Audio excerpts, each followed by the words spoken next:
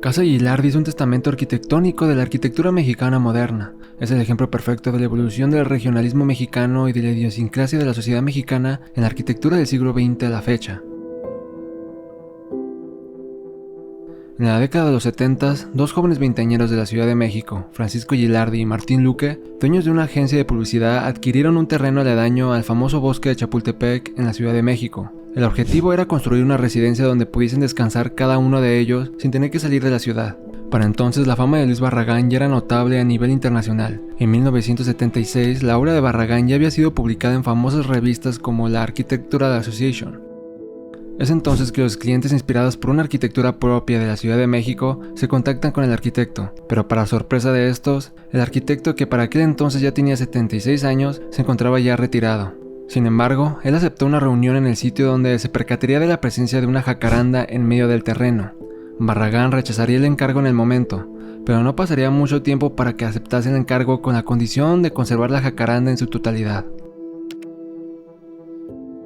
Los vibrantes colores en el exterior demuestran el carácter de los pueblos mexicanos y el carácter atrevido del mexicano por su disposición al color. Algo que Barragán tenía muy claro desde el principio del proyecto es que este sería una experimentación de prueba y error, no solo en el color y la forma, sino hasta en el manejo de la luz.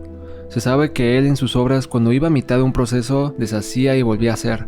Es por ende que no es de extrañarse el manejo perfecto sobre el ambiente lumínico que el arquitecto impregnaba en cada habitación. Todo era el resultado de agrandar una puerta o elevar una ventana, ya sea según su observación durante un periodo en la obra.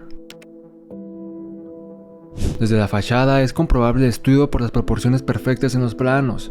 El muro que se eleva intencionalmente en el segundo piso no solo responde a la necesidad de privacidad de ese patio interno, sino también a este balance armónico en el volumen con forma de L en la fachada.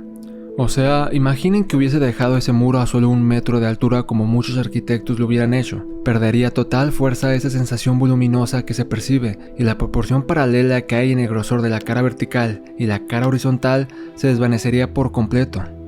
Una vez dentro de la residencia, Barragán era un conservador en cuanto a las jerarquías de los espacios de las casas mexicanas. El zaguán oscuro, sin color y angosto es solo una preparación y amortiguamiento del caos citadino del exterior, así como un generador de drama para la explosión de color que el visitante descubrirá más adelante. Misterio, silencio y sorpresa son los 3 mejores adjetivos que describen las cualidades de los espacios diseñados en esta obra. El pequeño distribuidor del centro es el articulador entre la cocina, escaleras y comedor, el cual este último obstaculizado por una puerta con la intención de bloquear la sorpresa que el visitante experimentará. Este descubrimiento de espacios a medida que se recorre la residencia era como un ritual para Barragán. Podría decirse que buscaba siempre generar una emoción en el espectador. Y cuando se abre la puerta del pasillo descubrimos su especialidad, el color. Su maestría para controlar un ambiente se sintetiza primordialmente en este espacio. El recurso de las ventanas verticales con vidrios pigmentados de amarillo genera en el interior una atmósfera jovial y alegre, pero este espacio es solo una antesala para prepararnos emocionalmente al espacio principal de la planta baja, el comedor.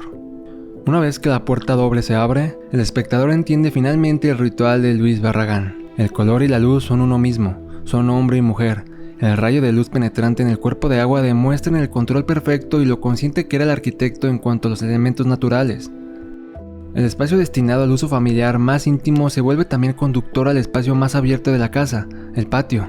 Los planos sobrepuestos y la elección de colores en conjunto con la madura jacaranda retratan una obra de arte. No es de sorprenderse el gusto de Barragán por el neoclasicismo y la obra de Mondrian. Su influencia en su gusto artístico se ve claramente en su práctica arquitectónica.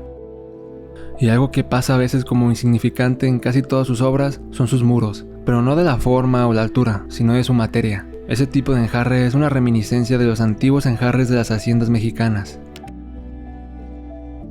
Y en planta alta, subiendo las escaleras sin barandal, el remate es una curiosa puerta del tamaño inusual. Como sacada de Alicia en el País de las Maravillas, esta angosta puerta revela los valores arábigos que Barragán tanto estudió en su juventud. Él fue un amante de los jardines andaluces y de la arquitectura de la Alhambra, y en esta pequeña puerta que conecta con la terraza es una total referencia a todo esto.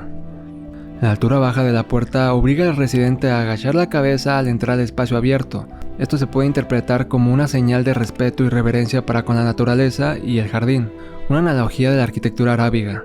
En la sala y cuartos todo el mobiliario fue diseñado por el mismo arquitecto, y en cuanto a las esferas coloridas que se ven por toda la casa, fueron un regalo de Barragán a los clientes. Estas esferas fueron traídas desde Jalisco, lugar de nacimiento de Barragán, y en su reflejo de todas las habitaciones generan la percepción de amplitud en los espacios. Ya en la terraza, vemos el ingenioso tragaluz. Barragán orientó la abertura hacia el sur, lo que provoca esa perfecta inclinación del rayo de luz hacia la alberca.